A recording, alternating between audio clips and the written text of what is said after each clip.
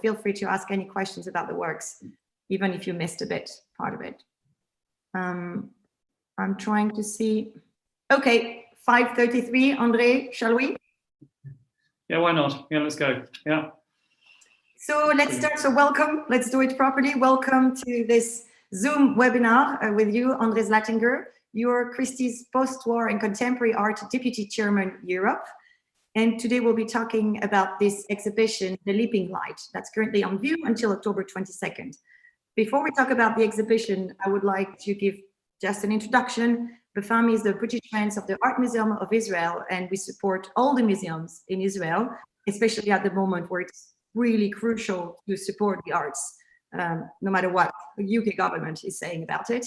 And I would like also to thank very much Annabelle Scholar, who's the Associate Director at Christie's Chairman's Office, and she's a member of BFAMI, and she's the one who was absolutely instrumental in setting this up. So Annabelle, I know you're watching. Thank you, thank you.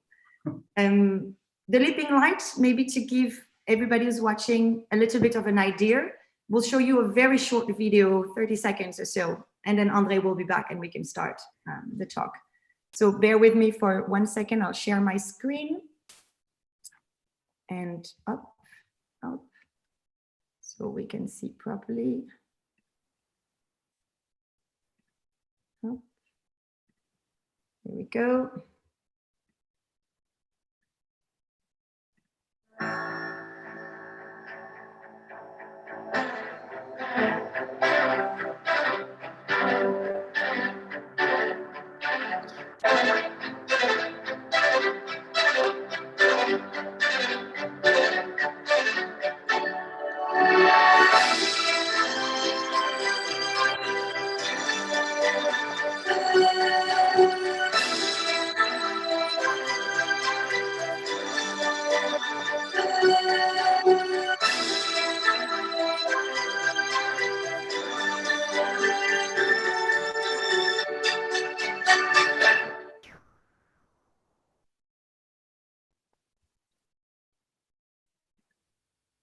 And we're back.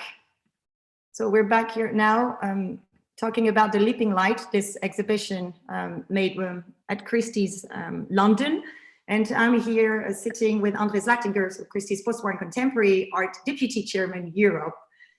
André, this exhibition is called The Leaping Light, which the title comes from a poem, a very famous poem, 1935, called On the Island. I'll just read with my terrible French accent the first verse. And from there, if you can understand, please tell us how you came from the idea of the poem to the idea of the exhibition. So the leaping light goes, look, stranger, at this island now. The leaping light for your delight discovers.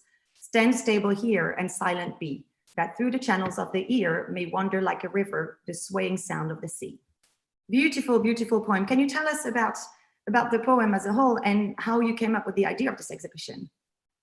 Well, I think, Auden during the kind of 30s was one of the kind of great kind of modernist poets. And my passion's always been kind of British 20th century art from kind of the 20s, 30s, 40s and post-war. And I thought during kind of lockdown, it'd be nice to have a show kind of after the summer to bring everyone back and, everyone's back in London and things are happening. And I read an Auden poem and it kind of resonated. And I thought about some of my favorite artists of the period. And the show, as you saw in the clip there, the show is primarily just on six artists, and they were kind of in many ways kind of like Auden, great modernists. It starts obviously with Hepworth, Nicholson and Moore, who were the kind of the early artists in the exhibition, and then the post-war artists, Riley, Hepworth and Albach, who are all in their 9th decade and all still working, and some of the greatest artists of the 20th century at the moment. So I just thought all six of them kind of relate, and the show's about, the poem is about light and landscape. Auden went to America in the late 30s, but in this poem he's looking, I feel, about the British landscape, about the sea and the cliffs and the hills and the light. And I feel all these artists, for them, in different ways, light is very important to them. Hepworth and Nicholson went to Paris. They also spent a lot of their life down in Cornwall, and the light and the landscape was kind of crucial to their work there. Riley, as a young artist in the war years, was down in Cornwall. and kind of inspired also by the light and the refraction from the sea. But for her, it's not. She doesn't regard it as light. It's about the interpretation of light in her work. Yes, and we'll go into that as well. The different ways of looking at light. And then I suppose Albach is an artist. He obviously came to London in the 30s, in 1939, and his life is very much centred around Mornington Crescent, but also his close relationship with the sitters, where it's looking at the old masters. And then Hockney obviously was Yorkshire, but went to California and was inspired by the kind of bright light of California, but also comes back to Yorkshire. And presently, we know he's living in Normandy, painting an incredible series of paintings at the moment. So for all these artists, I think light and landscape is absolutely sort of crucial to their kind of to who they are. Maybe to give an idea, I'll switch to share the screen, and then we can show people. Let me know just to make sure. Shout out if it doesn't work properly. Hopefully it should be fine. So just to give an idea, this is the installation you can see. For those who are in London, go see it. It's in Christie's London, and these are the installation shot. You can see the Riley, you can see the Hockney on the right slide, and this is the second shot with the Henry Moore, Auerbach also on the right. I mean, it's a fantastic, it's an exhibition. It's a museum quality exhibition. You can see also the Bridget Riley at the back. It's quite actually lengthy exhibition again, and we'll talk about that for an auction house. It's rather big. So maybe I think the very beginning, and you touched on it a little bit. Can we talk about how light was used like a way to recognize, like a regional, light as a regional ID? Basically, you can make the difference between the Cornwall of Hepworth, Nicholson, or Riley, and the difference with Yorkshire, with Hockney and Henry Moore. What they were seeing and how they felt that light was in different parts of England. Yeah, I mean, I think. Well, I think for me, I think it kind of starts with Nicholson in a way, he lived up in Cumbria for a while with his first wife, Winifred Nicholson, and the picture we're looking on the screen is this beautiful 1935 kind of pared down, almost white relief. It's the moment after the white release, but it's a moment where he's looking at kind of constructivist ideals. He's very close to a lot of the European modernists at the time. He was close to Mondrian, Garbo. Helion was a great friend. All the style painters were. And he'd gone to Paris in the 20s, and he'd met Picasso, he'd met Braque, and in the kind of early 30s, he's very influenced by Braque. But at this moment here, between sort of 32 and 35, he goes to almost pure abstraction. Where you get this incredible kind of stillness to these paintings. And he's also looking at kind of constructivist architecture as well at the time, especially around Hampstead at the time where he was living. But yeah, you're right. Light and landscape was crucial to Nicholson, and he obviously was down in Cornwall, and the light had a huge effect on his painting. And this picture is actually the moment where he's moved down to Cornwall from Hampstead with Barbara Hepworth at this moment. Yes, and yes, because they were married and then divorced. But I mean, as we know, art is not reality. It's a filtered version of it. And you started to touch on it. Can you maybe go deeper into the influence of the European modernists like Picasso, Braque? You mentioned Mondrian, art, and maybe the old masters for Auerbach. It was more chiaroscuro. I think for Nicholson, he was.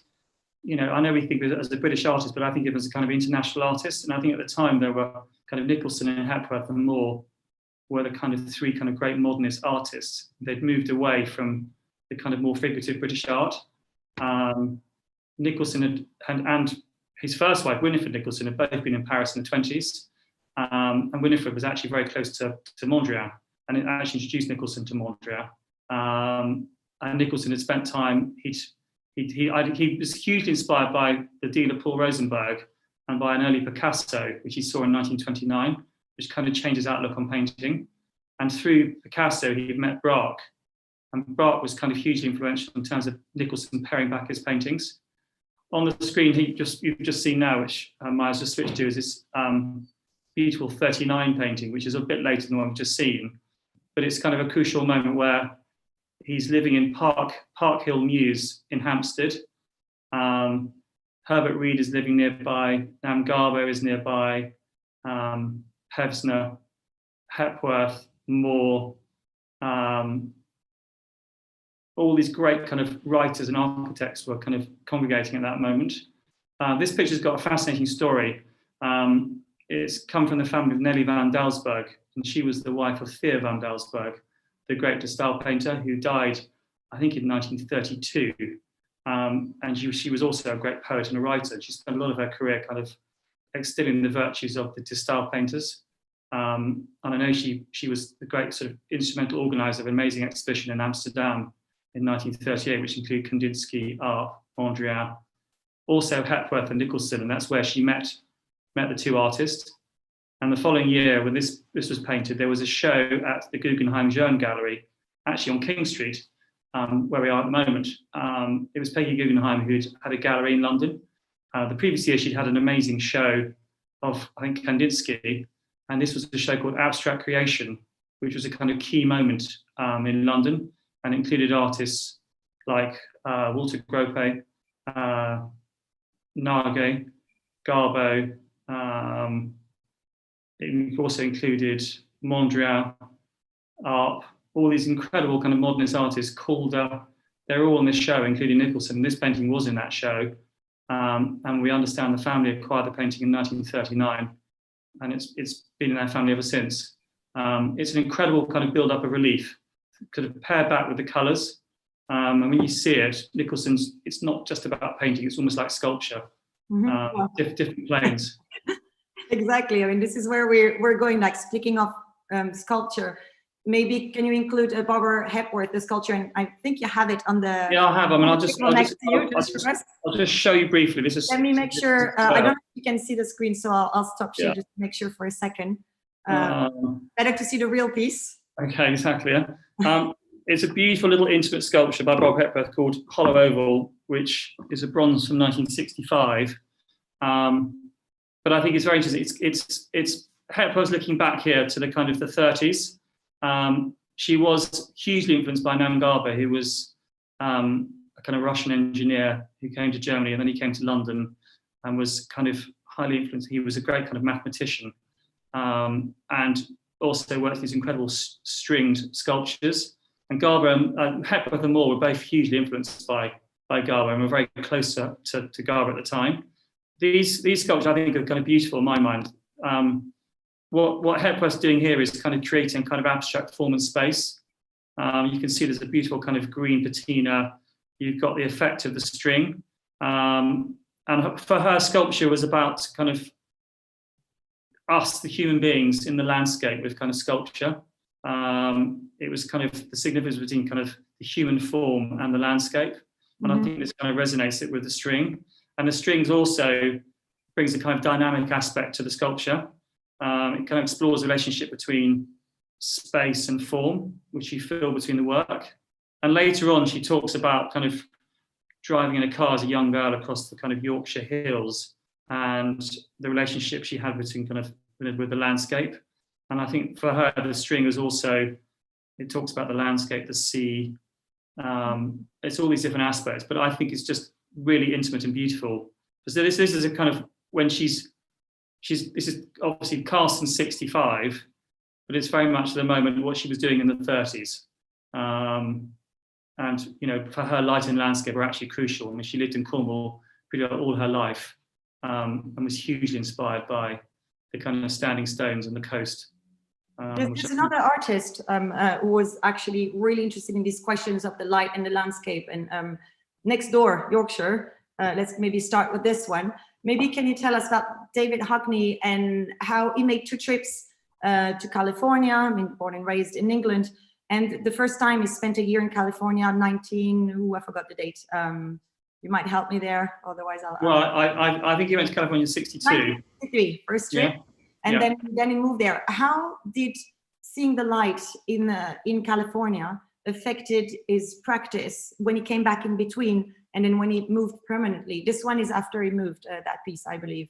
Yeah, this is a later piece. I mean, I think for Hockney, his work's all been his work's always evolving, as we know, and you know his latest paintings continue to evolve, and obviously we know about the iPads from the 80s and 90s, and the still lives as well. I think Hockney is one of those artists who actually is all about light and landscape.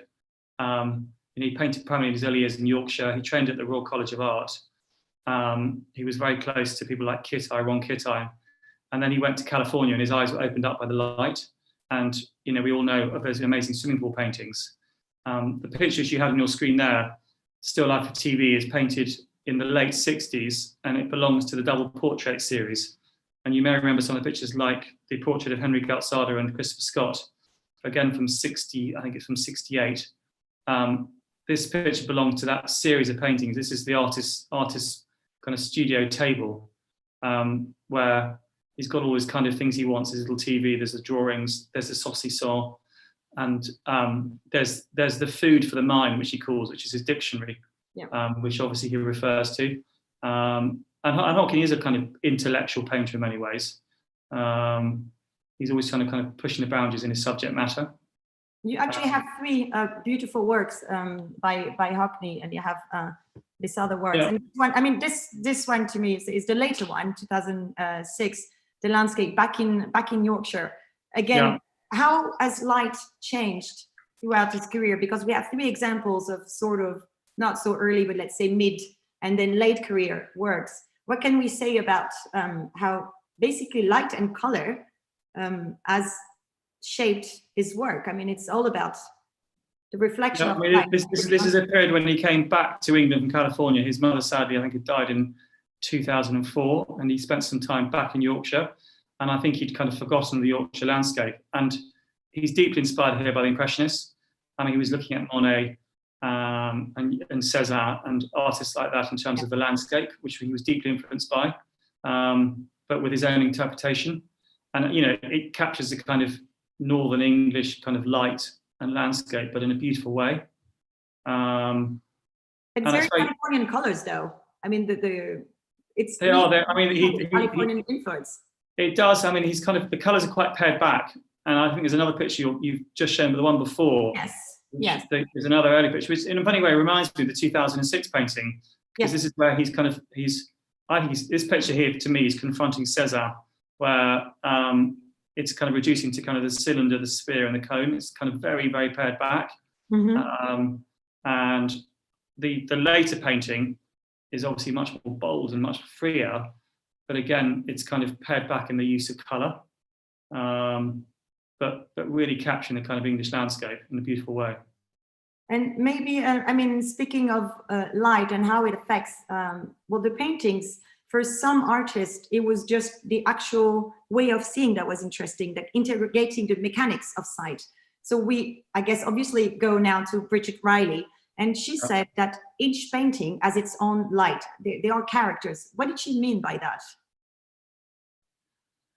Let me show you. There's two paintings by. Let's have a look at the slides. Yeah. I'm going to bring up the slides. So it might make a bit more sense. Sorry. Here we go. So yes, you should be able to see now the. Yeah. Okay. So this one. On the screen, we can see a kind of beautiful painting from 1985, which is, they're called the Egyptian stripe pictures. And I suppose she'd been working on kind of stripe paintings for kind of 2 decades to here from the 60s. And this is actually the kind of last year before she moves to the kind of diagonal paintings. And I know she went to Egypt in 79 and 80 and was hugely inspired by the light and landscape and the kind of bazaars and the markets and the whole of kind of Egypt at that moment.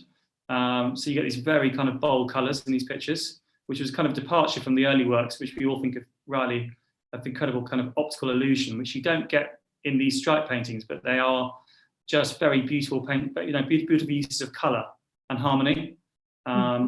This is a much later painting. This is from 2000s, which again, these are called the curve paintings. Which works on a very big scale. These paintings, they're very, very beautiful in the flesh. They're very different to the earlier works.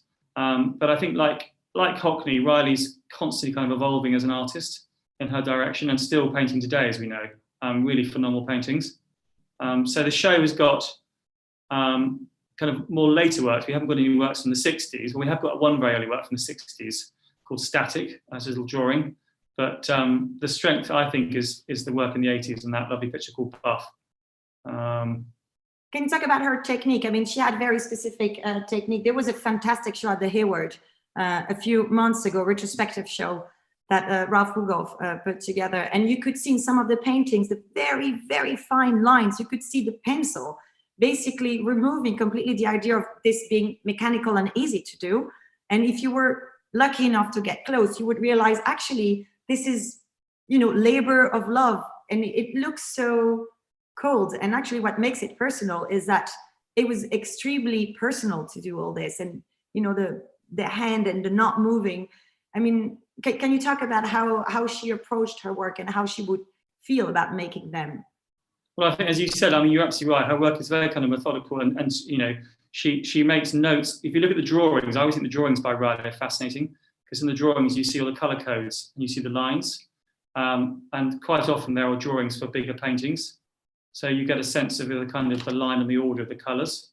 I mean, with Riley, as many of us know, she was hugely influenced by Seurat, and you know, that's kind of where she came from. In terms of her kind of optical art, and I think other kind of important artists is Victor Vasarely, the Hungarian. He was also kind of a key kind of artist in terms of the op art movement. But Riley, I think, has kind of moved it and evolved it in a whole other direction in terms of colour and harmony, which is kind of a massive part of her work. And we were also mentioning at the beginning, I mean, maybe the influence, and I know it's a bit earlier, but of Robert Delaunay about, well, you know, yeah, the Impressionists discovering at the time that light was just made of several different colors, and Delaunay as an artist pushing this, and then seeing how juxtaposing different colors would affect your sight, your mood, everything. And I don't know, you tell me if I'm wrong, if we can call Bridget Riley's paintings psychological. That's just a personal interpretation. But was she at all interested in the effect of the juxtaposition of color, not just visually, but how it could make you feel as a viewer?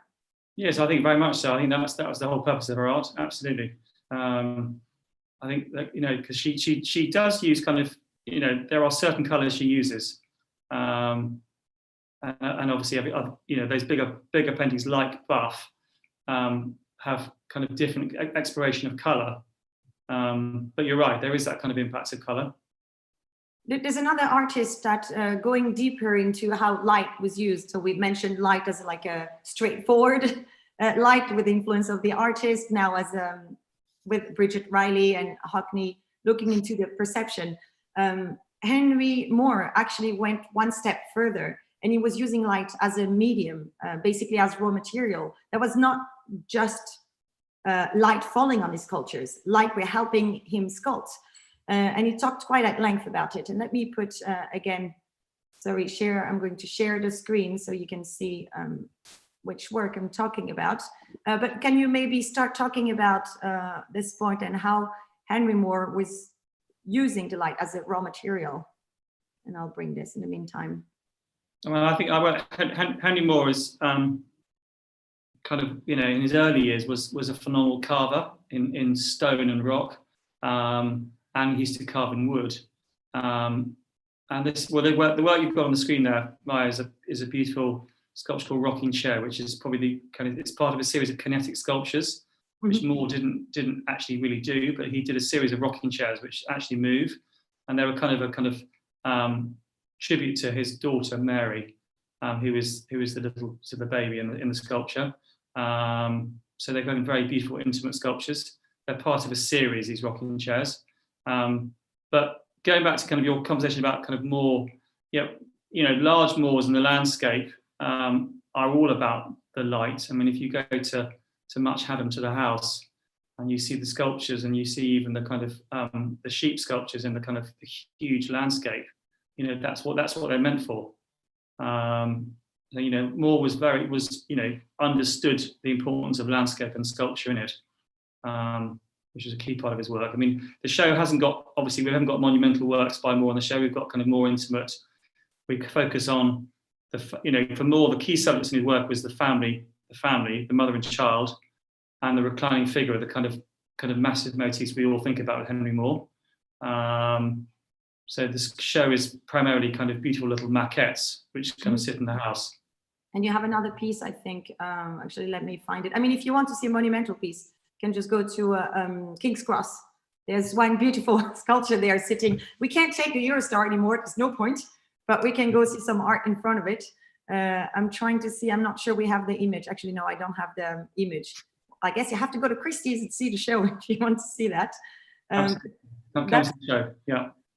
Sorry, no, I didn't mean to cut you off. This one, I mean, there's so much to say about each artist. We could do 3 hours, but I'm mindful of people wanting to ask questions. Let me make sure. Yeah, stop sharing.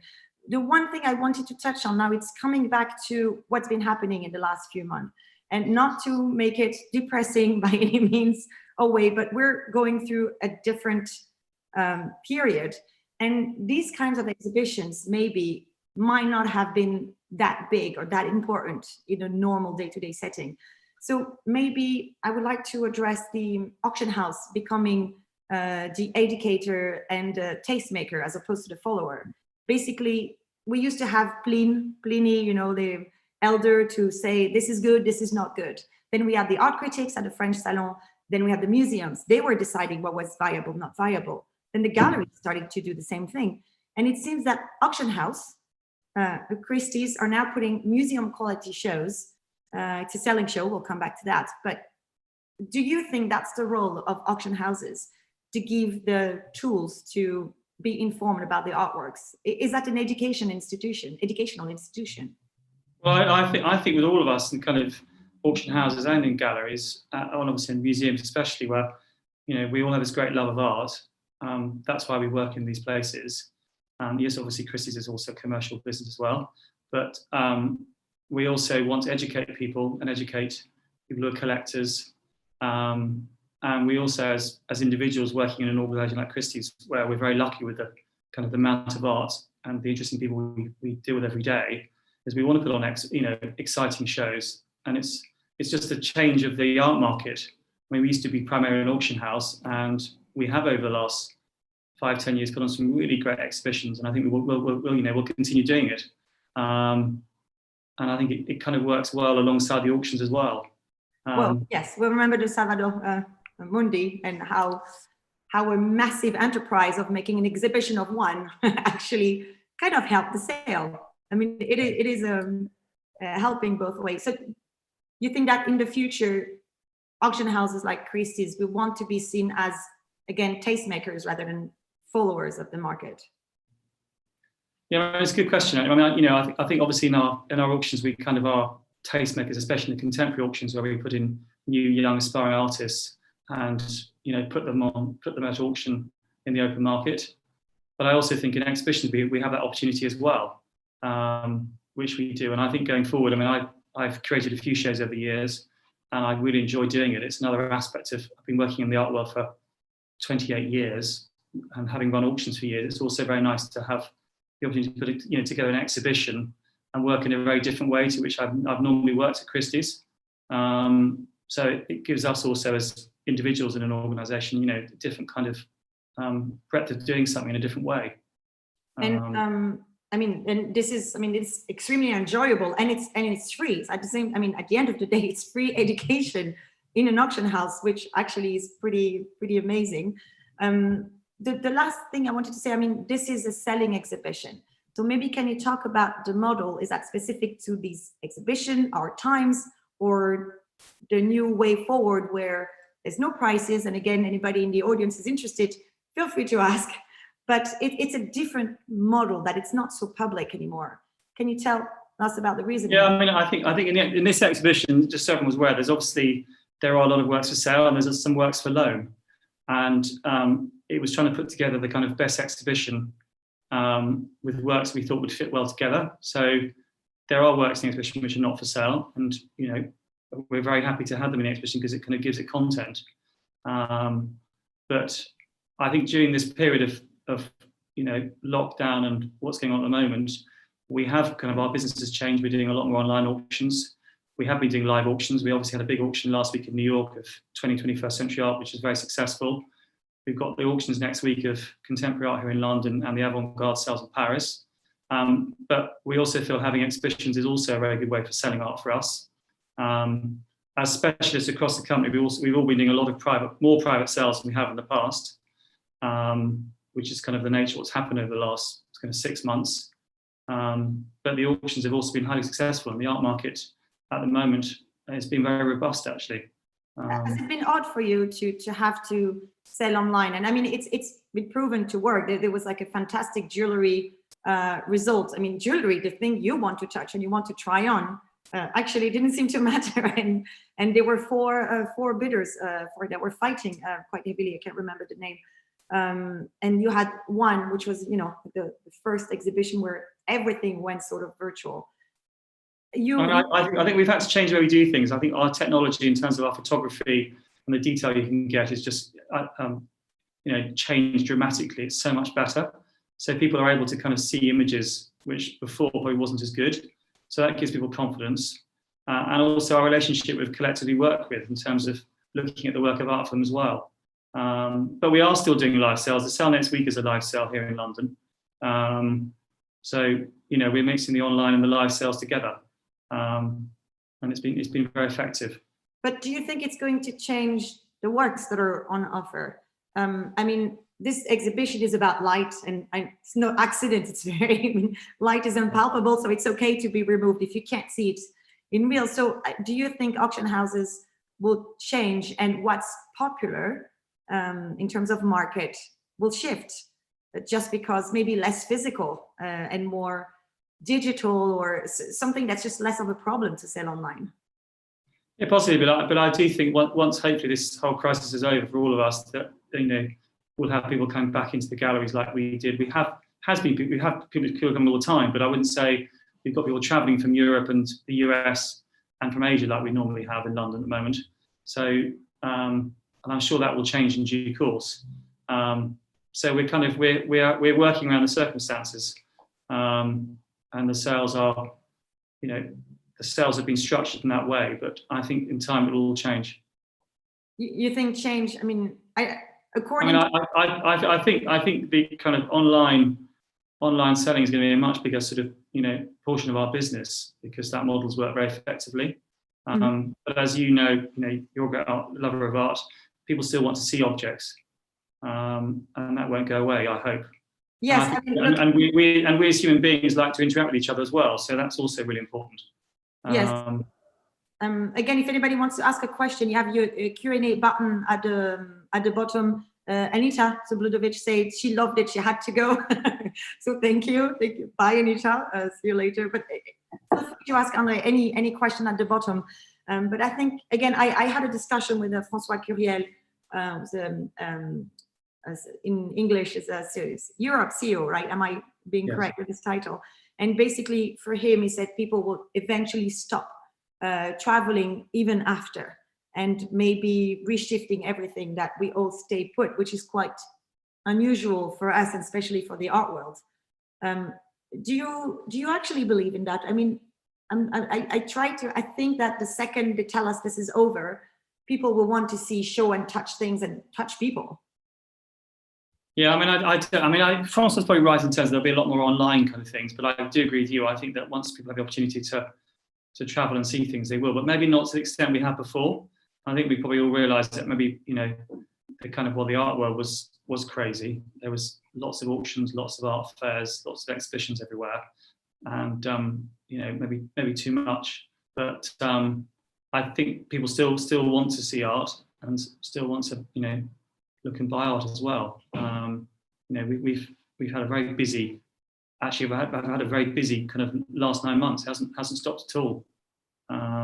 Which is actually reassuring to think that the world wants to live. And maybe to end on that note, not to start a political discussion at all, but I feel the need to address what's been said very recently, that artists should rethink, retrain, reboot.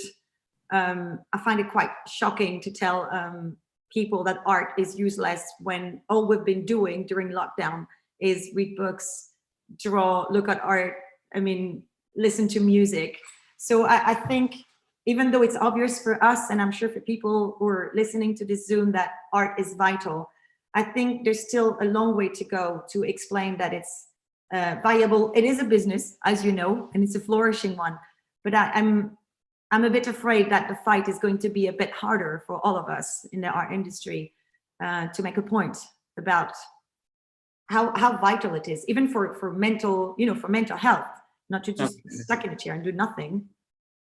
On that very sad note. But as you're finishing off, I think you're right. I think art inspires all of us, and I think that's why actually it's been really nice having an exhibition and people coming into the building and having a chance to see things who are based in London. So it's kind of uplifting for everyone. And I think, art doesn't have to always be challenging. It can also be aesthetically beautiful and inspire you.